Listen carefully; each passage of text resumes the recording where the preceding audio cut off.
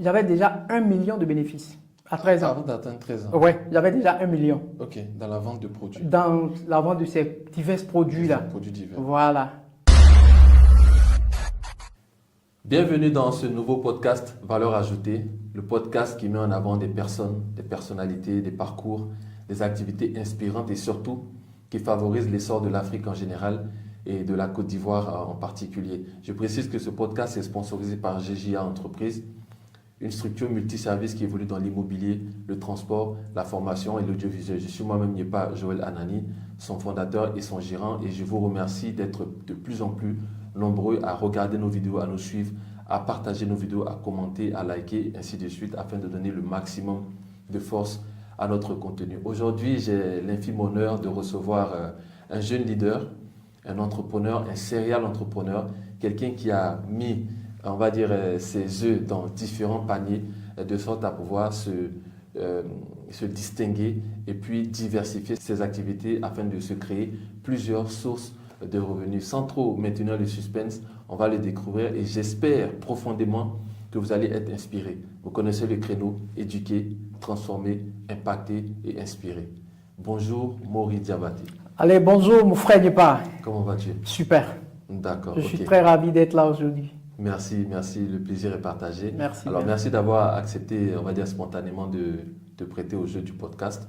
L'objectif, c'est de partager le maximum de valeur à une jeunesse qui aujourd'hui est en perte de repères, je le crois. Alors, Maury Diabaté, plutôt Jelly Maury Diabaté. Est-ce que tu peux rapidement te présenter, dire qui tu es, pour que ma communauté puisse en savoir un peu plus sur toi? D'accord. Déjà, je tiens à te remercier pour l'invitation. Ça fait vraiment plaisir, voilà, d'être invité par un homme comme toi, qui m'inspire d'ailleurs. Merci. Voilà, je suis beaucoup inspiré par toi et te dis également que ça fait bien longtemps que je suis tout ce que tu fais. Voilà, je pense que on a à peu près les mêmes styles d'activité en fait. Ok. Donc, Maury Diabaté, c'est un jeune entrepreneur. J'ai 34 ans. Je suis père de 2 enfants, Ok. un garçon et une fille. Ok. Et mon entreprise, c'est l'entreprise Jelly Maury Group, dont On EDM Group. va en venir. D'accord, il n'y a pas de problème. On va en venir. Maury Diabaté est originaire d'où? De Couteau, Couteau. ouais, dans le nord de la Côte d'Ivoire. D'accord, le nord de la Côte d'Ivoire, Ouais. donc musulman. Musulman, oui. D'accord, ok. Alors, dis-moi, Maury Diabaté, déjà, tu as un grand nom, j'ai l'impression que tu as un grand nom. Oui. Les Diabaté, c'est toute une histoire. Est-ce que Oui. tu peux rapidement nous en parler? Ben, les Diabaté, en général, c'est des griots.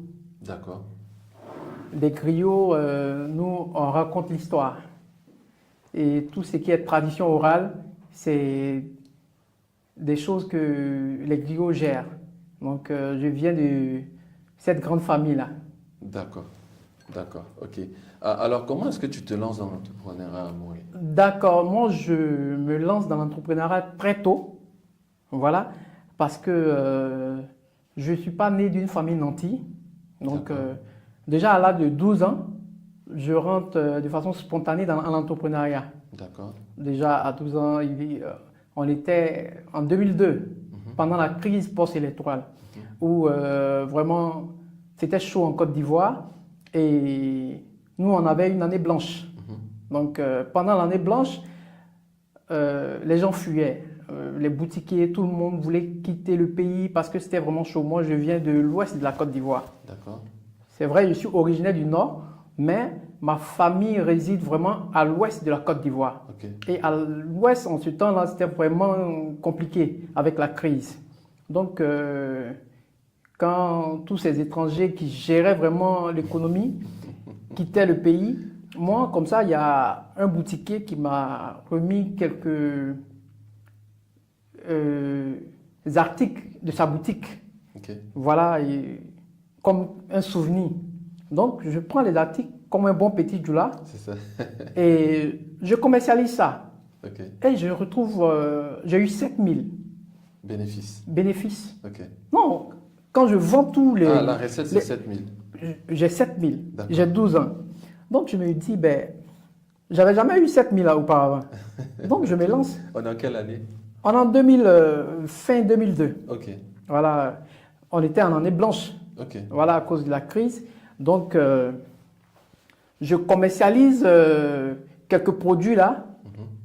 Et avant d'atteindre 13 ans, j'avais déjà 1 million de bénéfices. À 13 ans. Avant d'atteindre 13 ans. Oui, j'avais déjà 1 million Ok, dans la vente de produits. dans la vente de ces divers produits là. Produits divers. Voilà. Donc,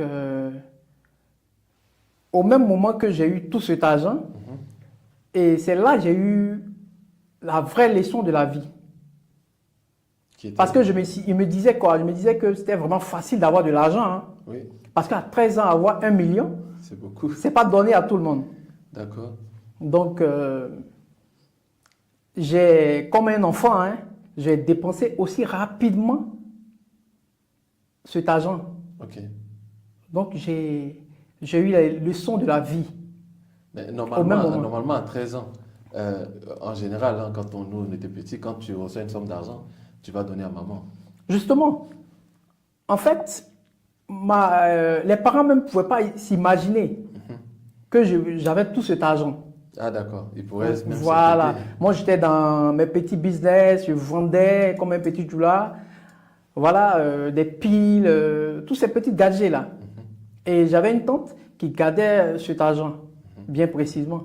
Donc tu as 1 million. J'ai et 1 million. Tu gaspilles ça aussi rapidement que Je ça. gaspille les 1 million aussi rapidement. En D'accord. m'achetant le téléphone portable, je m'offre 2 téléphones portables, je m'offre tout ce que je voulais. D'accord. Et l'année qui doit suivre, je dois reprendre les cours. D'accord. Parce que nous ne sommes plus en année blanche.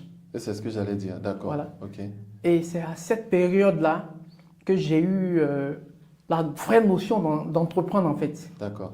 Parce Et que tu disais que c'est là que tu as appris une leçon de vie. une leçon de Quelle vie. leçon de vie tu as appris de ce parcours-là?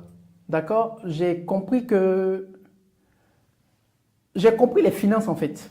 On peut D'accord. avoir de l'argent aujourd'hui et tout perdre C'est ça, d'un seul coup. d'un seul coup. Et c'est le problème que j'ai eu. J'ai perdu tout cet argent, donc dans les folies d'enfance, D'accord. j'ai dépensé tout et je devais aller à l'école Ok. maintenant. Pour un enfant qui est habitué à toucher une certaine somme, et là, il voit la réalité parce que j'ai plus cet argent. D'accord. De 2003 jusqu'en 2010, l'année où je passe le bac, c'était vraiment chaud. C'était vraiment chaud, j'arrivais plus à joindre les deux bouts. Ok. Donc, j'ai vraiment compris toute cette leçon de vie qu'on peut avoir aujourd'hui et demain perdre. Tout perdre. Donc, D'accord. c'est là qu'il y a eu la notion de gestion, La gestion. de création d'entreprise et tout. Et justement, Voilà. en parlant de gestion d'entreprise, Oui. qu'est-ce qui te pousse à créer Ivoire Assurance en 2014? Déjà, quand je disais que j'ai compris pas mal de choses. Donc, déjà en 2010, où j'ai le bac, après le bac, les parents n'avaient plus de moyens pour continuer. D'accord. Ah, c'était vraiment chaud.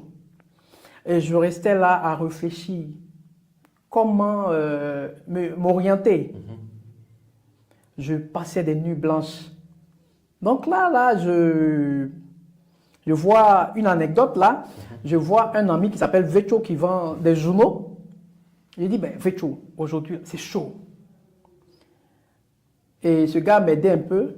Et je vois toutes les annonces qui sont sur Fratmat. Partout où on demandait le service de quelqu'un, même n'ayant pas le diplôme, je postulais. Et c'est comme ça que j'ai postulé dans 5-6 entreprises. Et bizarrement, par l'audace, il y a 3 entreprises qui me contactent. Et ces entreprises-là sont des entreprises qui sont tous dans l'assurance. Ok. Donc, je vais à ces entretiens-là. Et bizarrement, on m'accepte dans tous ces 3 coins, n'ayant même pas le niveau. Hein. Les 3 entreprises. On Et m'accepte du coup, dans tu ces choisis laquelle? 3 entreprises. Tu choisis laquelle et pourquoi? Je choisis 3A Assurance, à l'époque, qui n'existe plus. Oui, qui n'existe Voilà. pas. Donc, je choisis 3A Assurance. Pourquoi? Le feeling, Le feeling. voilà. C'était pas l'argent qui était... Non, c'était Les pas l'argent. avantages. Ma seule motivation, c'était de quitter la maison. Ah, d'accord. OK. C'était de quitter la maison. Donc, on me prend comme un commercial là. Déjà, à ce moment, j'avais vraiment l'envie d'entreprendre.